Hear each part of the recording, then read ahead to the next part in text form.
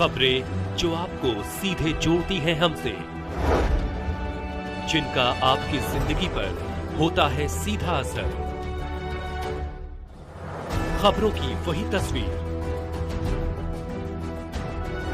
बिना बदले बिना डरे, जज्बा सच का लिए, सच दिखाते हैं।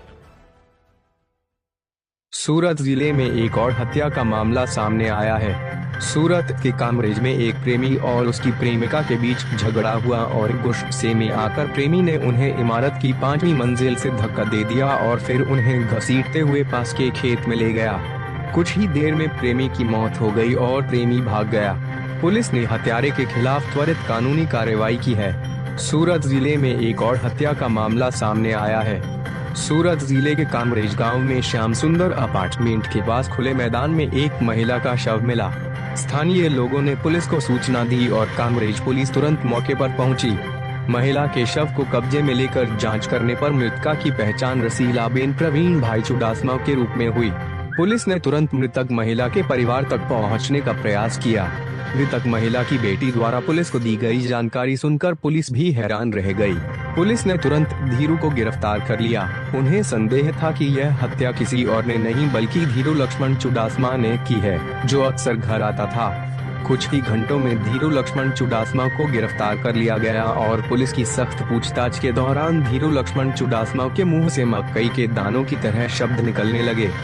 धीरू लक्ष्मण ने कहा कि हम दोनों काफी समय से प्रेम संबंध में थे, जिसका पता रसीला के पति को चल गया और वे उसे छोड़कर चला गया। बाद में हम अक्सर मिलते रहते थे।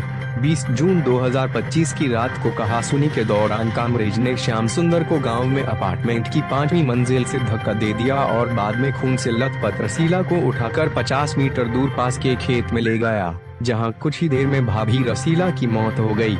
इससे वह डर कर भाग गई। अब आगे की कार्यवाही कामरेज पुलिस ने की है। सूरत से महेंद्र सिंह परमार की रिपोर्ट।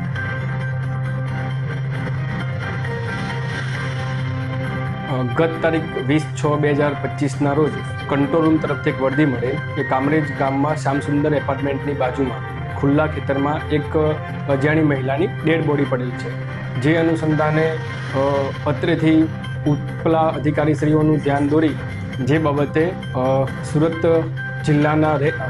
રેન્જના range IC Shri Premvirsinh sir તથા સુરત ગ્રામ્ય જિલ્લાના નાયબ પોલીસ મહાનિરીક્ષક શ્રી હિતેશ જોઈસર સાહેબની સૂચના અનુસાર સુરત ગ્રામ્યના કામરેજ ડિવિઝનના ડીવાયએસપી શ્રી આર સરવૈયા સાહેબ દ્વારા એલસીબી તથા કામરેજ પોલીસ સ્ટેશનની અલગ અલગ ટીમો બનાવી સદર બનાવવાળી જગ્યાની મુલાકાત લીધેલ તથા સદર અજાણી મહિલાની ઓળખ માટે અલગ અલગ ટીમો બનાવી પ્રયત્નો કરતા એ બાબતે બાજુમાં શ્યામસુંદર એપાર્ટમેન્ટમાં બીજા માળે ફ્લેટમાં રહેતા તૃપ્તિબેન પ્રવીણભાઈ ચુડાસમા જેઓ મળતા તેમની પૂછપરછમાં સદર મરણ જનાર મહિલા તેઓની સગી માતા હોવાનું ધ્યાનમાં આવે, જે બાબતે સદર તૃપ્તિબેન નાઓની પૂછપરછ કરતા તેઓએ પોતાની ફરિયાદ હકીકત જણાવેલ કે આજથી 5 વર્ષ પહેલાં લીંડિયાત ગામમાં જ્યારે તૃપ્તિબેન તેમના મરણ જનાર માતા, એમના પિતા તથા અન્ય સંતાનો સાથે લીંડિયાત ગામમાં શાકભાજીનો ધંધો કરતા તે સમયે ધીરુભાઈ કરીને જે ધીરુભાઈ લક્ષ્મણભાઈ ચુડાસમા નામનો ઈસમ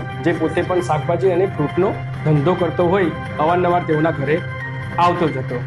ત્યાર પછી તે તેના પપ્પા જોડે ઉછીના પૈસાની પણ લેવડ દેવડ કરતો અને તેની મમ્મી જોડે ક્યારેક ક્યારેક ફોન પર વાત કરતો, જે બાબતે સદર મરણ જનારના પતિને જાણ થતાં તેઓ વચ્ચે તકરાર થતાં સદર મરણ જનારના પતિ છેલ્લા 1.5 વર્ષથી સદર મહિલાને છોડી પોતાના વતન સાવરકુંડલા ખાતે ચાલી ગયેલ। ત્યારબાદ સદર પરિવાર અત્રે કામરેજ પોલીસ સ્ટેશનમાં શ્યામસુંદર એપાર્ટમેન્ટમાં છેલ્લા 1.5 વર્ષથી રહેતો આવેલ છે। ત્યારબાદ પણ સદર આરોપી ધીરુભાઈ લક્ષ્મણભાઈ ચુડાસમા દ્વારા સદર મહિલાનો અવારનવાર સંપર્ક કરી ઘરે મળવા આવતા તથા અમુક અંતરે તેઓનો ઝઘડો થતાં સદર મહિલાને મારતા હોવાની પણ હકીકત ધ્યાનમાં આવેલ, જે બાબતે સદર મરણ જનારની દીકરી તૃપ્તિબેન પ્રવીણભાઈ ચુડાસમા નાઓની મર્ડરની ફરિયાદ દાખલ કરી સદર ફરિયાદમાં શકમંદ જણાવેલ ઈસમ ધીરુભાઈ લક્ષ્મણભાઈ ચુડાસમા નાઓની એલસીબી તથા કામરેજ પોલીસ સ્ટેશનની ટીમ દ્વારા યુક્તિ પ્રયુક્તિથી પૂછપરછ કરતા સદર આરોપીએ કબૂલાત કરેલ કે ગત તારીખ 20/6/2025ના સાંજના 8:30 થી 9 વાગ્યાના આશરામાં સદર મરણ જનાર મહિલાને તેઓને મળવા માટે ધાબા પર બોલાવેલ, જે બાબતે તેઓને ધાબા પર કોઈ કારણોસર ઝઘડો થતા બંને વચ્ચે ઝપાઝપી દરમિયાન સદર આરોપી ધીરુભાઈ લક્ષ્મણભાઈ ચુડાસમા નાઓએ મરણ જનાર મહિલાને ધક્કો મારી દેતા મહિલા ધાબા પરથી નીચે પડી ગયેલ.